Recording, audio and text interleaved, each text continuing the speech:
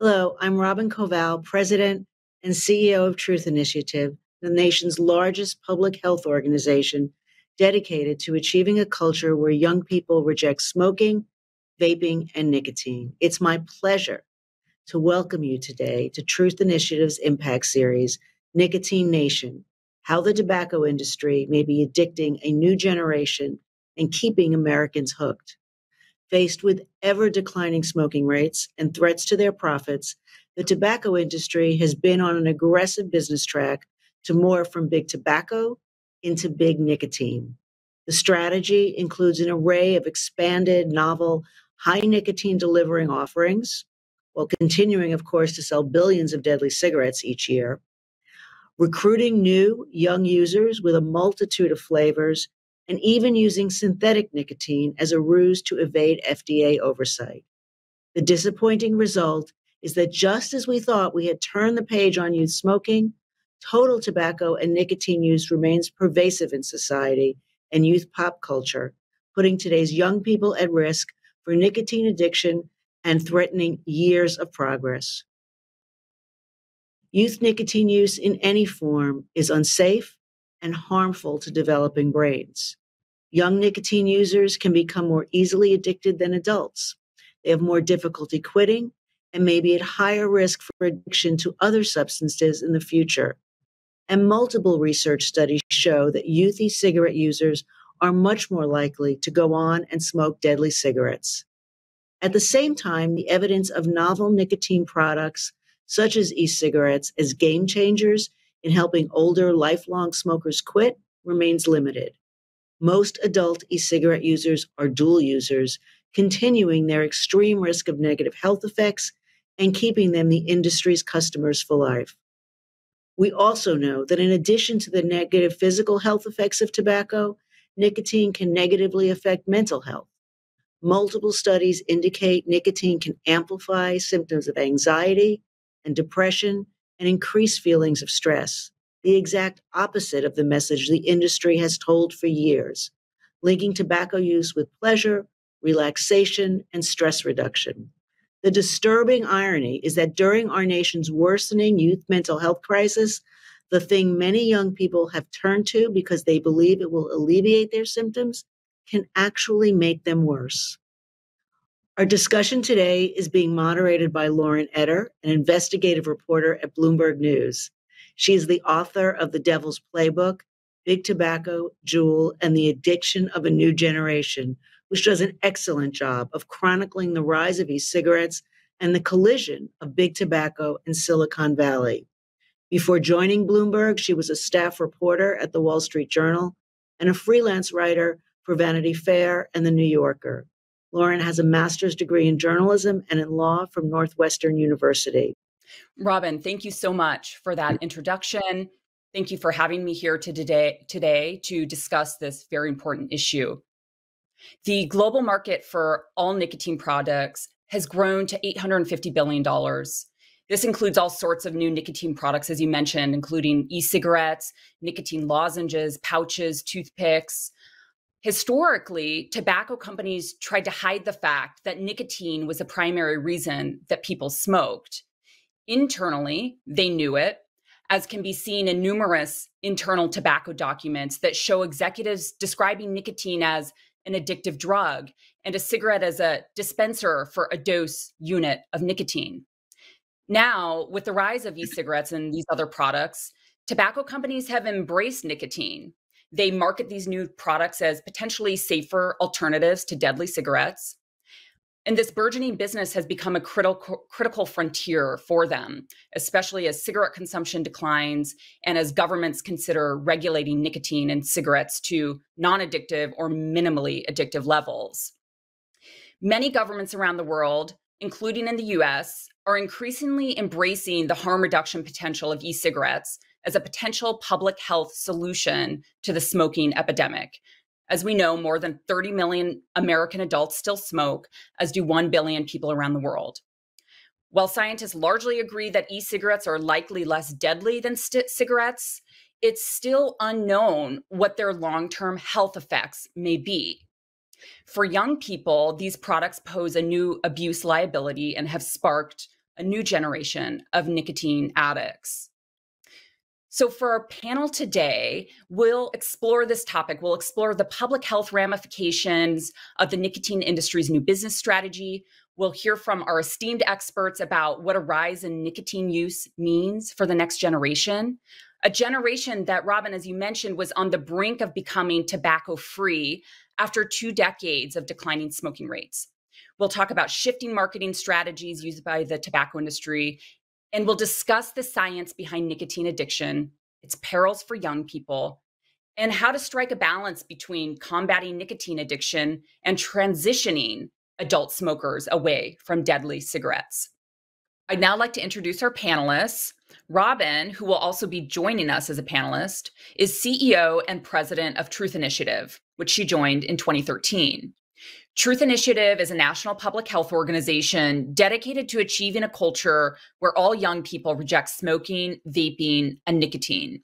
A leader in the advertising and marketing world and a New York Times bestselling author, Robin's work has helped prevent millions of young people from becoming addicted to nicotine, and she has helped drive the teen smoking rate to a historic low of 2.3%.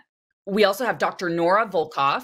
She is the director of the National Institute on Drug Abuse at the National Institutes of Health. NIDA is the world's largest funder of research on the health aspects of drug use and addiction. Dr. Volkow's work has been instrumental in demonstrating that drug addiction is a brain disorder. As a research psychiatrist, she's pioneered the use of brain imaging to investigate how substance use affects brain functions. In particular, her studies have documented that changes in the dopamine system affect the functions of frontal brain regions involved with reward and self-control in addiction. Dr. Jonathan Klein is Associate Vice Chancellor for Research and Vice Chair of the Department of Pediatrics at the University of Illinois at Chicago. A specialist in adolescent medicine, Dr. Klein is a health services researcher known for his leadership and expertise in adolescent preventive services and tobacco control. Before joining the UIC faculty, Dr. Klein was Associate Executive Director at the American Academy of Pediatrics, where his work was dedicated to eliminating children's exposure to tobacco and secondhand smoke. He currently serves as president of the International Association for Adolescent Health and on the executive committee for the International Pediatric Association. With those introductions, let's go ahead and dive in. Robin, I'd like to start with you. You have followed the tobacco industry for years. Before e-cigarettes hit the market, tobacco companies and smoking had largely fallen from the front pages of newspapers. The youth smoking epidemic was on the decline. The industry was kind of humming along, even as the numbers of smokers declined. As I mentioned earlier, as we've discussed, there's been a resurgence in the industry. Can you please tell us how you see the industry adapting to this new landscape, and what are the biggest pitfalls and priorities right now for the tobacco control community? Sure, thank you. Well, in many ways, the industry always reverts to its old playbook, reinventing it sometimes and reinvigorating it, but it stays the same. And, it depends, of course, on a new business model that requires young people and a constant flow of them, because that's when people start using tobacco. 90% of all tobacco usage starts before adulthood. And the strategies are pretty familiar. Flavors. We know that flavors attract young people. What has the industry done over the last several years? Introduced many youth appealing flavors, gummy bear, cotton candy, you name it, in launching e-cigarettes, increasing the levels of nicotine. These new novel products are more addictive than they have ever been before. In fact, our studies have shown that in a short period of time, with the introduction of nicotine salts, nicotine levels in e-cigarettes have doubled. So these products are highly addictive. And all of that is combined with aggressive marketing. Advertising, of course, being all over social media, finding young people where they are. Even such as trying to promote summer camps for young people, as young as 8.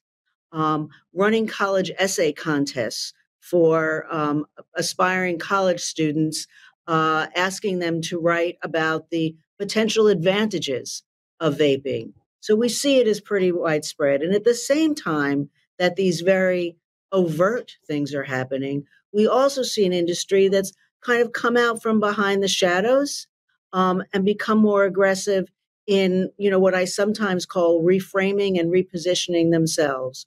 We see the creation of Foundation for a Smoke-Free World, an organization fully funded by Philip Morris with the objective of being an outlet for industry-sponsored information. We see Philip Morris introducing a campaign called Unsmoke the World, supposedly to promote their objective to move from cigarettes to less harmful products. On the very day they introduced that campaign, they introduced a new cigarette brand elsewhere in the world called Bold. So, we even see the co-opting of respected publications with massive PR campaigns from the industry promoting really their business interests to create a total nicotine strategy, and doing so in places like the New York Times and the Washington Post and the Boston Globe, many publications who have very specific policies not to accept tobacco advertising, but take these because they are so-called advocacy ads, when in fact, the only business the industry has is in selling tobacco products. So, all of that is against a framework, I think, of these harm reduction stories, and the fact that 20%, nearly 20% of high school seniors are still using e-cigarettes on a regular basis in the past 30 days. Only 4.5% of adults are using them, and that number has stayed flat for years. So, that's sort of a framework of what I see going on and what we are up against. So still lots of the industry certainly hasn't gone away. It's reinventing itself. Thank you for that. Dr. Volkoff, I'd like to turn to you. As the director of NIDA, an agency with a $1.3 billion budget that studies all kinds of public health problems surrounding addiction and substance abuse, where and how does nicotine addiction fit into your agency's work? Could you describe that and maybe talk a little bit about some of the most recent research that NIDA is doing on nicotine addiction and in particular youth nicotine addiction?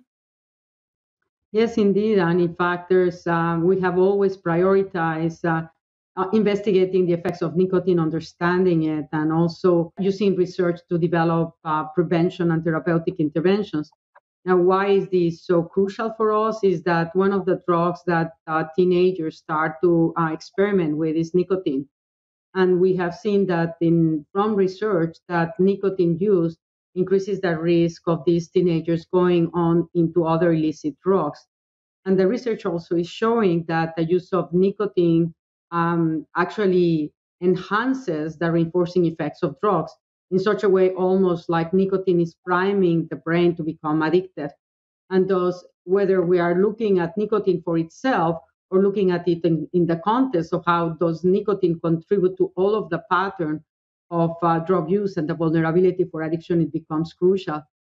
The other issue that is very relevant with respect to nicotine is that nicotine is negatively impacting underrepresented minorities much more than those that actually white Americans and also individuals with low incomes and at more adverse conditions are the ones that are most susceptible.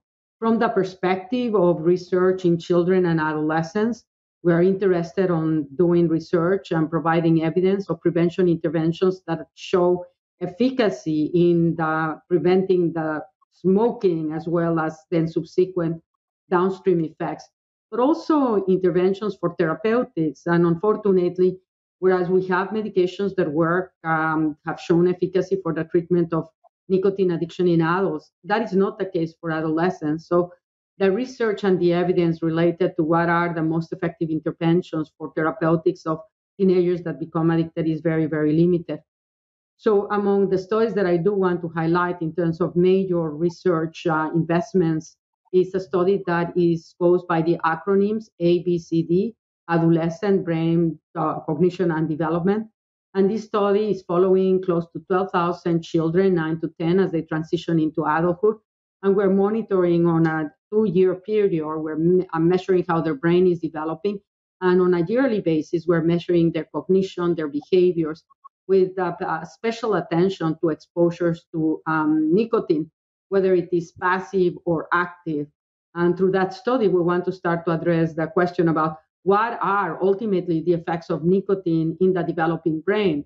And we also partner with many other agencies. For example, with the FDA, we partner to do the PATH study that is following adolescents and adults throughout the United States to understand how the different forms of nicotine availability, whether it's tobacco or electronic cigarettes, influences their trajectories into addictions and what problems may result from them. As part of monitoring the future, another very large survey that it's annual, and we follow close to 46,000 kids in schools. We're also monitoring the effects of the electronic cigarettes in smoking behavior subsequently. Thank you very much for that. Super interesting. Dr. Klein, the most recent numbers from the National Youth Tobacco Survey show that e-cigarette usage among students has declined over the past few years, but still more than 2 million middle school and high school students report using these devices. Do the numbers indicate that to you that the nicotine craze among young people is or might be behind us? Or what are you seeing right now when it comes to vaping and youth nicotine addiction? Thanks, Lauren. First of all, 2 million is still entirely too many young people to be addicted to nicotine. And we know that a great number of young people who use e-cigarettes will go on to use combustible cigarettes, traditional cigarettes as well, and will have a lifetime of addiction and the kind of dual product use that Robin talked about. There's really no right number as to how many young people are acceptable when it comes to youth addiction. We also see that in some very recent data last month from CDC, looking at last month vaping, 9% of students who were out of school. And so if you think about the pandemic and the impact that had on many young people in school, 9% of out-of-school students reported having used an e-cigarette product in the last month. But for students who are still physically in school, it was more than 25% of high school students that reported using a vaping product in the last month. So when you think about those numbers, that is 1 in 4 high school students using a vaping product at least once in the last month if they were back in school. It is very clear from those numbers that the e-cigarette epidemic that we're in has not gone away, and that the way that these products are being marketed and spread in schools and the way young people are becoming addicted to nicotine as a drug continuing to go on in the way that the industry has been trying to addict this generation of young people. So I think the data, while the total numbers are down, the data are not encouraging in terms of our ability to really prevent youth addiction when it comes to nicotine and tobacco. We know that a lot of the sources of cigarettes or of e-cigarette products, of vapes, for young people are from their peers. And in fact, one of the things that's been partly successful in addressing rates of youth tobacco use has been the movement towards changing the age of legal purchase to age 21. In most states, it was 18. Some were even younger. Right now, we're about half and half in terms of states and restrictions on the 18 to 21-year-olds. What that does is it takes legal purchasers out of the high schools. Many 14 and 15-year-olds who are very susceptible to becoming addicted have friends in school who are 18 and can legally purchase tobacco products. And the supply of tobacco products in school tends to come from the older students. When you change that age of sale and age of purchase, it removes any possibility that there are legal young people smoking in the high school or middle school environment. And so it's a really important part of the overall public health approach to prevention. And I emphasize that piece about the 14 and 15-year-olds because, to go back to some of what Dr. Volkoff was saying, we know some things about early adolescence and adolescent brain development. And we know that younger people are more susceptible to becoming addicted more quickly. We also know that the development of cognitive ability, the ability to think about longer term consequences and to make good decisions, matures over time, and in fact matures up through the young adult years. And so when 14 and 15-year-olds decide to smoke because of whatever reason, whether it's a peer offering them access or whether it's their having bought into the images that they see in the media, that they are more likely to not make as good a decision when it comes to their own decision about what it means to become addicted and what it means to then have to deal with that addiction for many, many years to come. I'd like to dig into that point a little bit more. Dr. Volkoff, you mentioned, you talked about your research, and you've done a lot of research on how all types of drugs affect the brain, cocaine and opiates. But can we dive in a little deeper into what does nicotine do to the adolescent brain? What do we know? What science has been done? What research has been done? What does the science tell us about how nicotine rewires the adolescent brain? Nicotine has very interesting properties as a drug because it's actually very short lasting, so it's action. And what we do know is that it stimulates dopamine cells to fire. And so when dopamine cells fire, things become much more salient and you're much more driven and motivated. And so that's why it enhances the reinforcing effects of other drugs, because if you take a drug and at the same time with nicotine, which is making these cells fire more, that actually amplifies the saliency value of that drug. The problem with nicotine is that you're smoking it with everyday activities. So the coffee may taste better, or the interaction with your friends may appear more reinforcing and rewarding. But the brain actually adapts very rapidly to these sort of distorted perceptions of a reality. And with nicotine, not only you have a drug that lasts very short period of time, but you also have a drug that rapidly leads to tolerance. So what it means is that receptors that nicotine interact with no longer are actually functioning at the same level, in such a way that when you are not smoking, then the saliency value or the reinforcement of other stimuli has been degraded. And I always like it, Akin, is like you are mortgaging your capacity to feel pleasure. And the other aspect that is very unique about nicotine is that the nicotine receptors are located basically throughout most of the brain. So not only do they regulate reward, they are also involved very much with cognition. And this is one of the reasons why teenagers may start to take nicotine, because it can enhance attention. The problem is that then you become tolerant and your attention deteriorates. So the same thing with mood.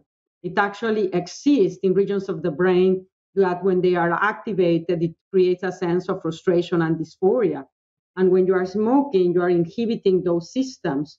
But when you are no longer smoking, when you stop it and you're on withdrawal, these systems have no way to counteract each other because your own signals are attenuated from the tolerance.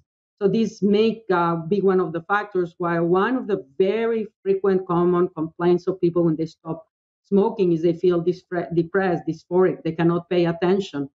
And as it turns to what is it that it's doing to the developing brain, the brain of children and adolescents is actually being modified at a faster rate than the brain of adults.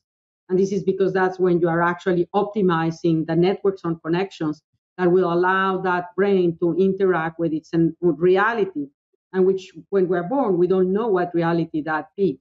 And nicotine plays an extremely important role in those developmental processes, as I mentioned, starting in fetal development. And then during adolescence, to the extent that your brain is going to be forming the connections on the basis of your experiences.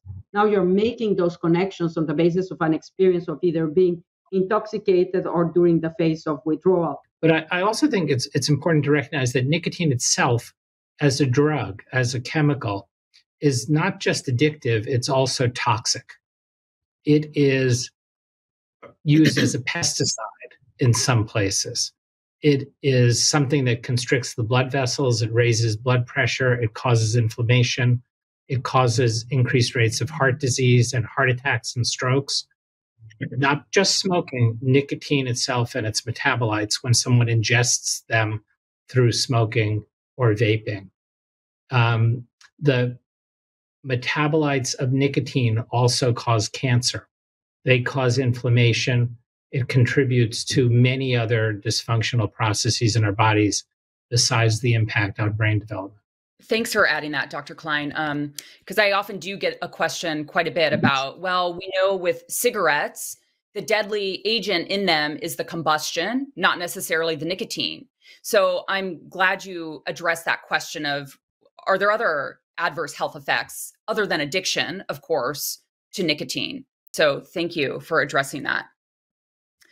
Robin, would you like to add anything here? I know Truth Initiative has focused a lot of work and attention on the issue of nicotine addiction among young people and the impact it has on their mental health. Do you want to elaborate on that a little bit more, the mental health nexus there? Yes, I would. I mean, we've heard a lot about effects on the brain, other physical effects, health effects.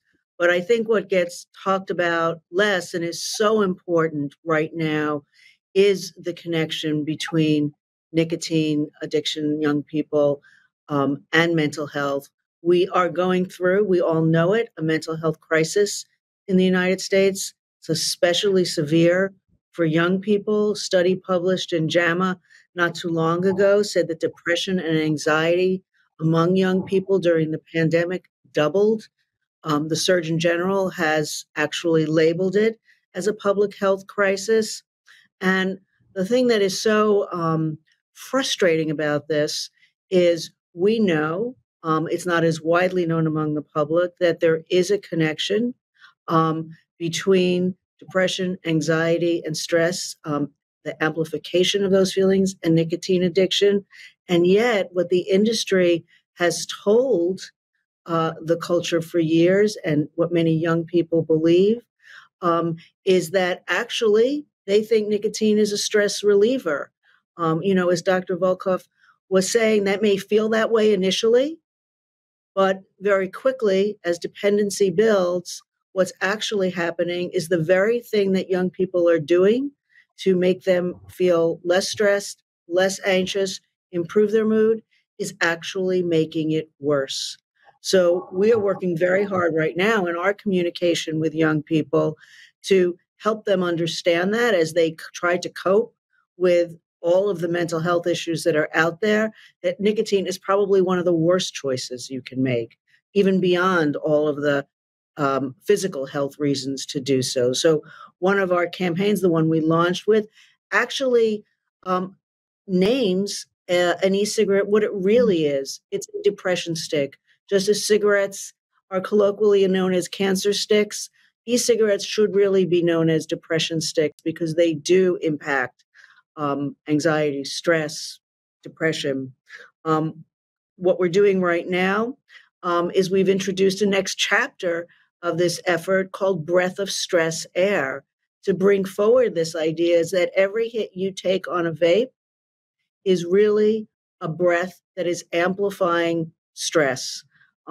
Instead of being a stress reliever, it's a stress multiplier. And we know that young people, have told us that the reason they start vaping is often because they think it's going to help them with their mental health status.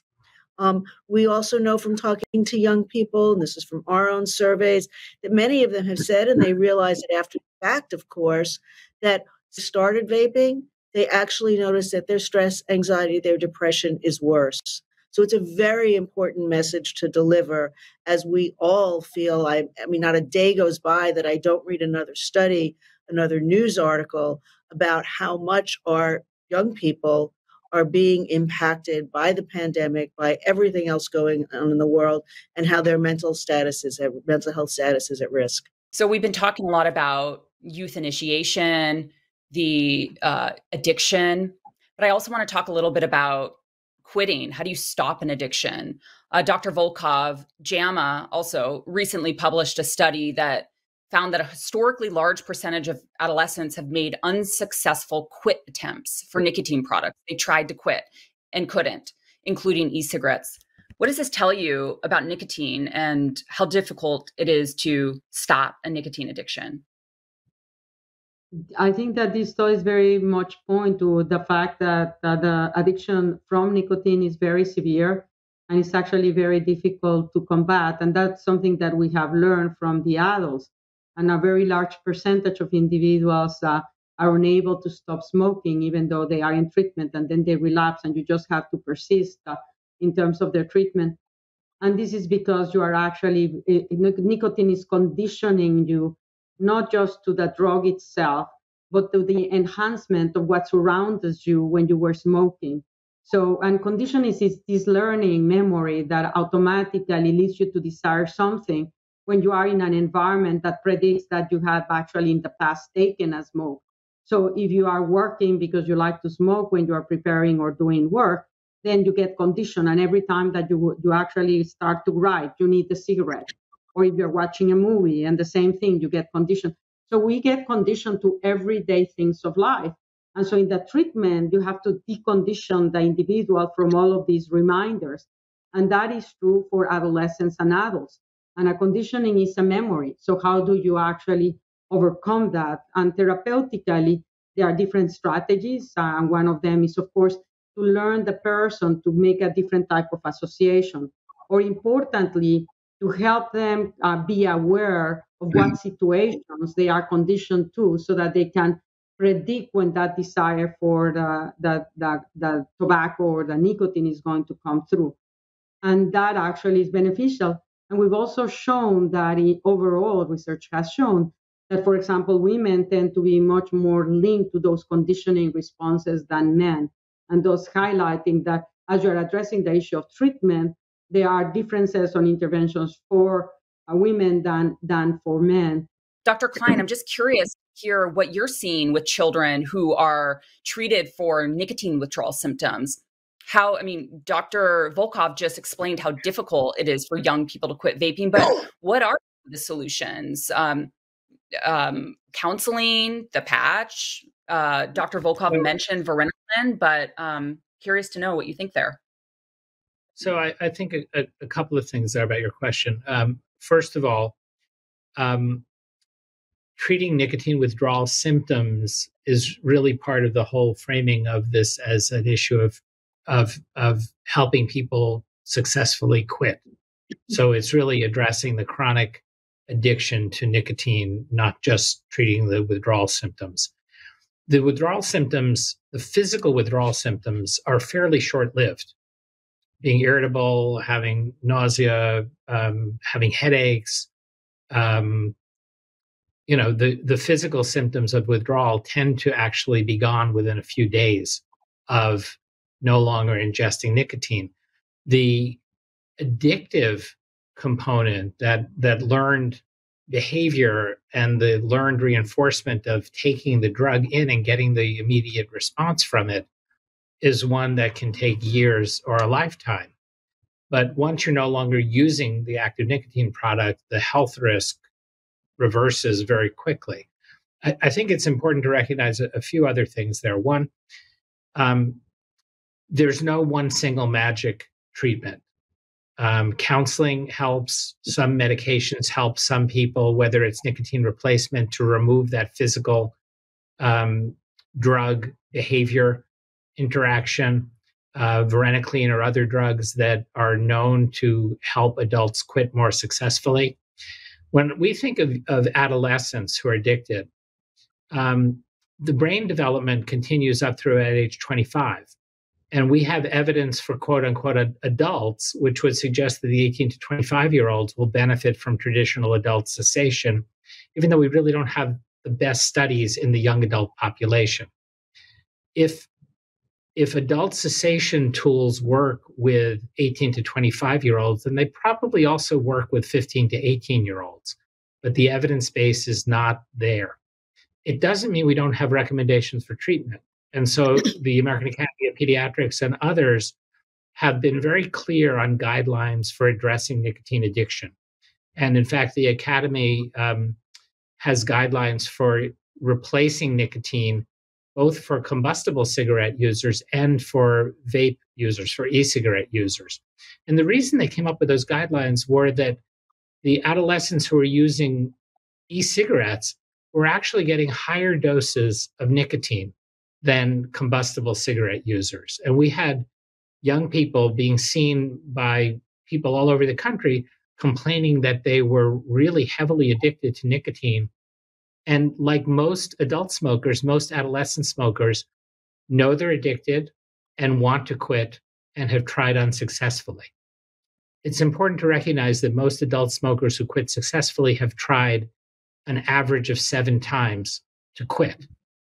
So to expect people to make a behavior change from an addictive drug behavior in a single intervention is not a realistic way to frame it. This is a chronic illness, and we need to work with our patients and their families to help them change that behavior over time.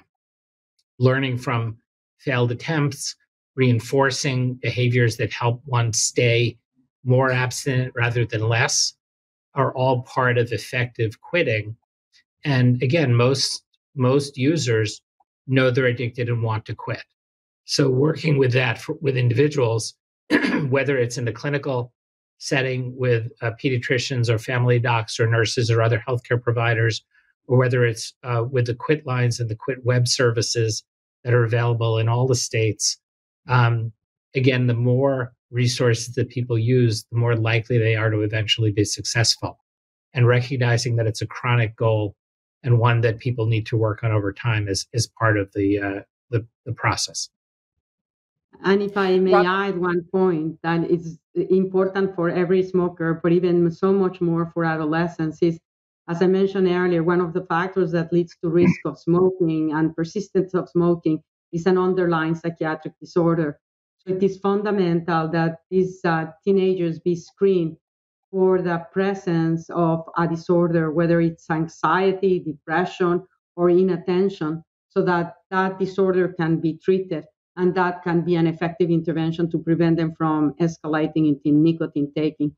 So screening for underlying conditions that may be driving the smoking behavior is fundamental. Speaking of interventions, I was going to ask Robin about the Truth Initiative's text messaging campaign. I find that to be a really interesting idea, and I'm curious to know how many adolescents are using this program and how successful has it been? Sure. I agree with everything that's been said about how difficult quitting is. It's why we focus so much on prevention, because of course we want young people to never start in the first place. But if I have a little bit of good news to deliver here, it is in regard to a program we actually launched in 2019. It's called This Is Quitting. It's a text to quit program designed specifically for youth and young adults. At Truth Initiative, we have spent a long time working on digital cessation tools. We have a program that's been designed for adults called Become an X, another version called the X program. So we have a lot of expertise here. And back in 2018, when we saw this happening, we realized that there is a great need for young people. Quitting vaping is not the same as quitting smoking. Programs designed for adults are not exactly what young people need. And so what This Is Quitting is it has been designed with experts here at the Mayo Clinic and also in conjunction with young people who have gone through the process and are going through the process themselves. It's free to any young person who wants to do it. There's a version that's designed specifically for younger teens, a version that's designed for young adults. It's very easy. It's designed to be used on your phone because, of course, that's where young people are. It's anonymous. Your mother doesn't have to know, your teacher doesn't have to know, your best friends don't have to know, because there's often a lot of challenges with quitting among young people and peer pressure. And what we now have seen, and I think this is very good news, and it shows that young people do want to quit.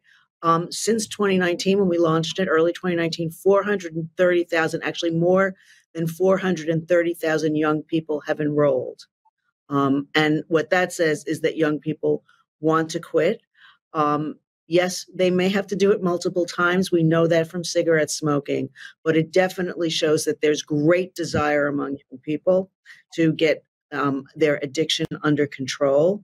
We also know that the program works. We have a study among young adults that was published in JAMA that showed that we improved quit rates by 40%. That is very dramatic. We have a similar study that is going on right now for teens. We're optimistic that we'll be able to show similar efficacy for the effort. I think what that says is we cannot give up on these kids, right? They need help. When we put it out there for them in ways that are easily accessible, in formats that feel familiar and comfortable and safe for them, they will use them.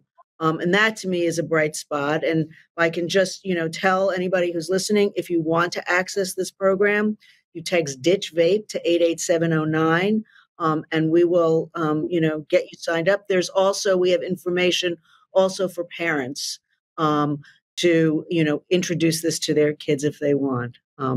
So we're very, very excited. It's a bright spot in what is still a very concerning issue. So I'd like to shift gears a little bit. I'd like to talk about the public policy aspects of all of this. So for years, the FDA has been pursuing various harm reduction strategies and also talking about what's described as a tobacco endgame. So the endgame is essentially trying to figure out ways to wean smokers off cigarettes for good by encouraging quitting, potentially regulating the levels of nicotine in cigarettes to minimally addictive levels, and researching the long-term health effects of migrating smokers to products that are considered to be less deadly, like e-cigarettes. Can you describe, Dr. Klein, in a little more detail what exactly this endgame strategy means? So I think I'm not sure that FDA has adopted an endgame strategy. I think when you look at the law that gave the FDA authority to regulate tobacco products in the first place, it had two aspects to the law. One was to address the products themselves. The second one was to prevent youth addiction. And so far, their actions at FDA have almost entirely focused on the regulation of the products and have not taken definitive action to address youth addiction. And that's, I think, part of why we're here today talking about this issue. When you talk about a tobacco endgame, most people who talk about the endgame for tobacco talk about elimination of the commercial sale of tobacco products. And some of us think about that as including the commitment to a fully tobacco-free generation, which means no new young people become addicted to tobacco or nicotine at all. So far, the only places where there has been recognition of a tobacco endgame as a goal have been in New Zealand, in the state of California, and in the town of Brookline, Massachusetts. And they've adopted policies somewhat differently in what the endgame actually means and how quickly one gets there and what's the middle game to begin to achieve that. But I think that recognition that you have a strategy which eliminates the commercial addiction to nicotine and tobacco is what's really key there. And we might want to get into, well, what about e-cigarette products as harm reduction products for adults? There's absolutely no reason to market flavors to teenagers if your goal is to provide alternative or safer products to adults who are addicted smokers.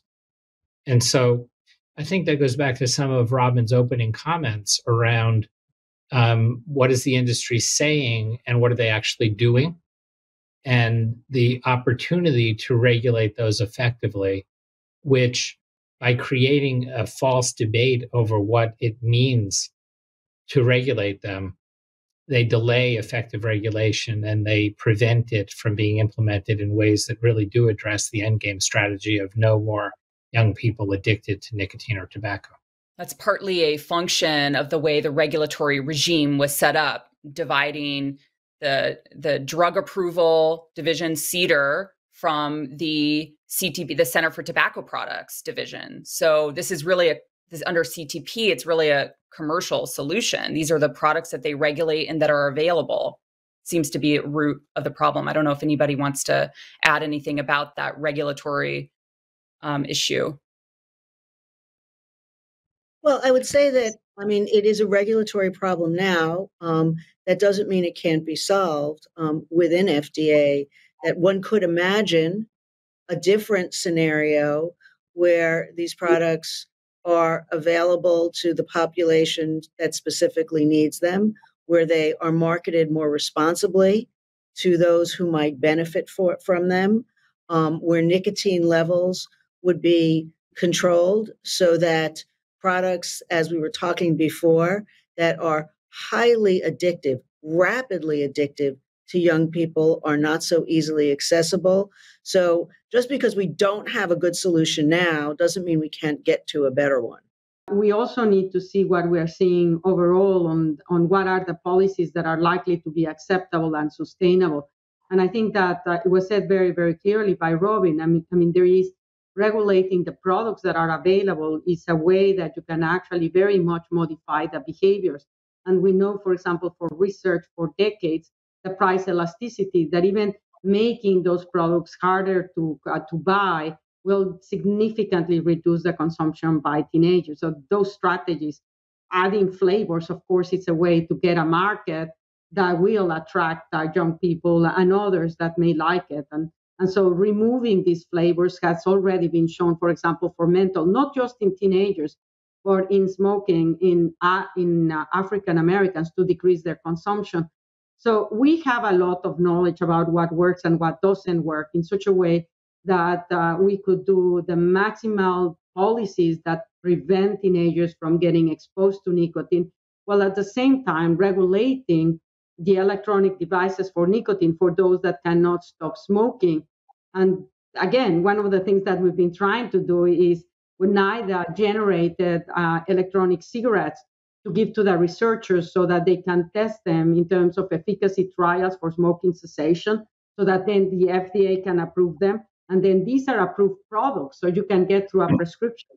And that will minimize enormously access otherwise to these type of devices to teenagers and those that may just want to experiment it. Dr. Volkoff, I'm curious to hear how you think about balancing these two kind of twin public health problems of helping adult smokers who need to quit on the one hand, potentially using e-cigarettes or other less harmful products, and then adolescents on the other hand who might be prone to this abuse liability and at risk for a lifetime of nicotine addiction. How do you balance those two, as I said, twin public health problems? I think this is not the first time we find ourselves in a circumstance where we have a product that has both therapeutic potential on the one hand, but at the same time can be highly addictive in the hands of others. And let me just speak about in terms of stimulant drugs. Stimulant medications like amphetamine can be very beneficial for teenagers that have an attention deficit hyperactivity disorder. But when taken outside that context, they can be highly addictive and quite dangerous. So you can have a product that can have both potential therapeutic and at the same time very harmful effects as it relates to addiction and downstream consequences. And I think that with the electronic cigarettes, we're exactly in that realm. We have a product that is extraordinarily appealing as a device for delivering drugs, whether it is nicotine or it is THC or things that can be vaporized. You deliver it at very high concentration, very, very rapidly. And then on top of that, the notion of mixing it with these very appealing flavors. I mean, I wanted to try them at one point when there were all of these things and chocolate and everything. And they have no calories. So you can see how appealing these products are. Plus, they look really cute, these things. That jewel is gorgeous. So they are maximizing the attractiveness for teenagers to get conditioned to their devices and the nicotine. And then that just actually enhances their addictiveness at all levels. So yes, at the same time, I do think that it is worthwhile That's why we do science. And for patients that cannot respond to other therapeutics for smoking cessation, tobacco, we should be doing the studies to determine in randomized clinical trials what's the efficacy and who benefits from them. But these things are not necessarily impossible to achieve. I mean, you can regulate, as I was saying before, you can deliver these electronic cigarettes through a prescription for an indication and then not allow the selling of these products.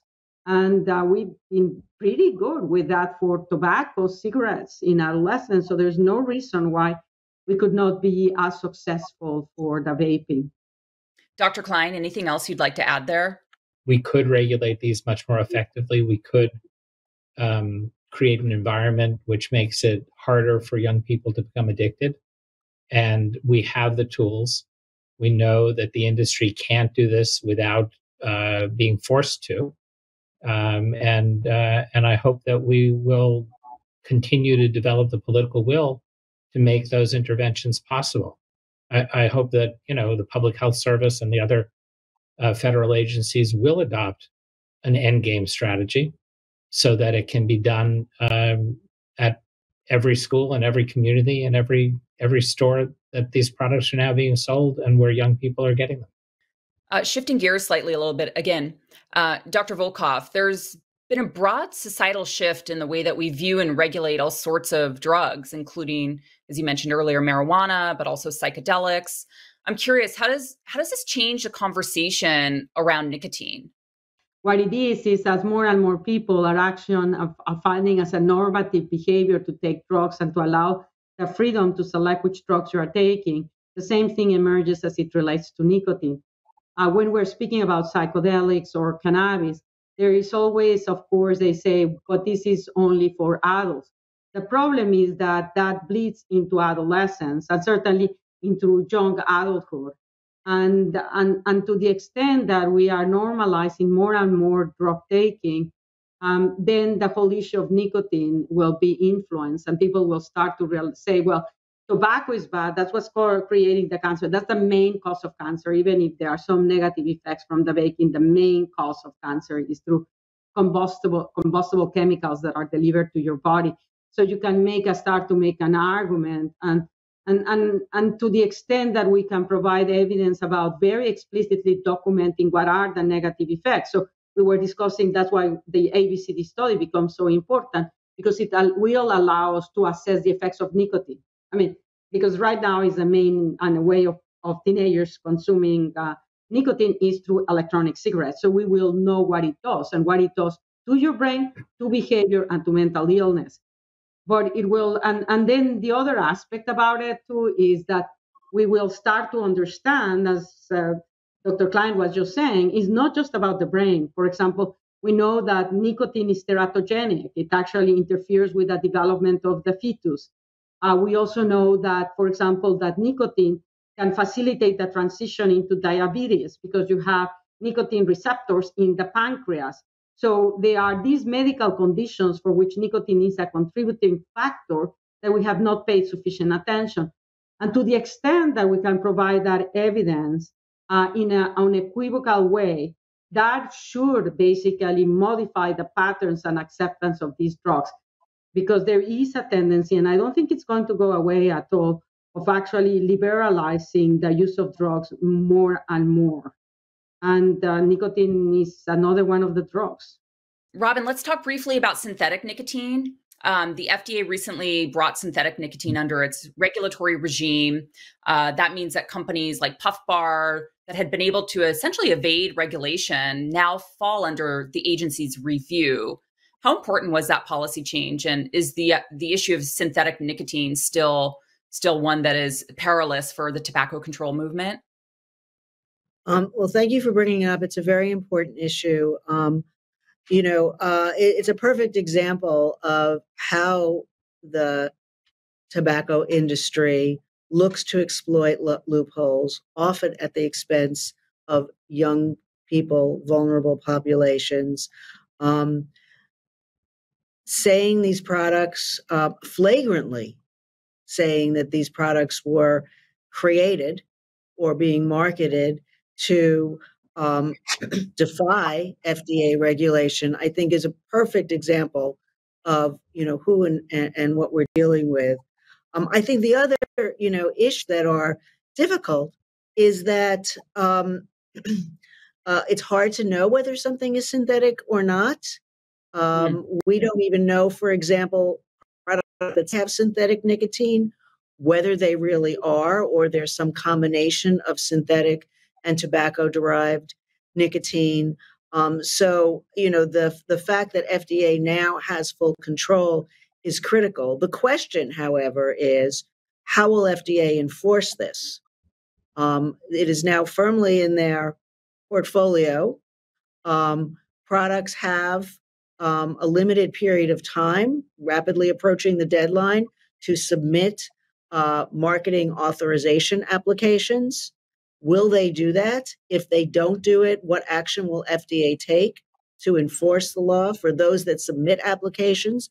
How long will FDA take to actually review and rule on those? We see from what's going on in just the larger e-cigarette market that FDA has, of course, missed the deadline, the court-ordered deadline to review and issue their opinions on the products that make up the largest market share of e-cigarettes. And I'm talking specifically about brands like Juul and Vuse. Yes, they have, issued many marketing denials and some authorizations, but the bulk of the products are still on the market. So I think the synthetic issue is just, it's another thorn and not in this incredibly complex problem. And it really is going to rest on FDA's doorstep. They've been given the authority. It's quite clear. Thanks to the Congress, thanks for the president for signing that. Now FDA has to do their job. Dr. Volkoff, I'm curious, has NIDA done any research on synthetic nicotine, or have you done any research? Maybe it's too novel of a product for that to have occurred yet. Well, nicotine is nicotine. So whether you derive it from the plant or you do it synthetically, it's exactly the same chemical structure. And you are going to be having exactly the same pharmacological effects. So that's why I agree completely with Robin. This is just a game to play in order to have a loophole so that they cannot be regulated. So I'm glad that this policy was changed again, because it makes no sense to treat synthetic nicotine any different from nicotine that is extracted from tobacco. The chemical structure, the effects, the pharmacological effects are going to be identical. With that, our panel has drawn to an end. We covered a lot of ground on a very important topic. Robin, thank you very much for hosting this esteemed panel. And Dr. Volkoff, Dr. Klein, thank you for carving out time today from your busy schedule. Really appreciate it. It's been a pleasure engaging with all you. Thank you, Lauren. Really appreciate the opportunity to participate. Thanks a lot. And thanks. It was wonderful. Bye-bye. Thank you, Lauren, for leading this discussion today and for all your ongoing work uncovering so many important aspects of this issue. I also want to thank our panelists, Dr. Nora Volkoff and Dr. Jonathan Klein, for joining us, sharing your insights, your expertise, and some very powerful perspectives. And finally, thanks to all who joined us today. We really hope this information has been helpful. To learn more about Truth Initiative's free and anonymous text message program for youth and young adults, it's called This Is Quitting. Just text Ditch Vape to 88709 for immediate help. We're also equally committed to helping adults quit smoking and vaping with our free becomeanx.org resource and through our Enterprise X program, which is available for employees and health plans. Please visit us at truthinitiative.org to learn more about all of these products and our services to help youth and adults overcome nicotine addiction and lead tobacco-free lives. Thank you.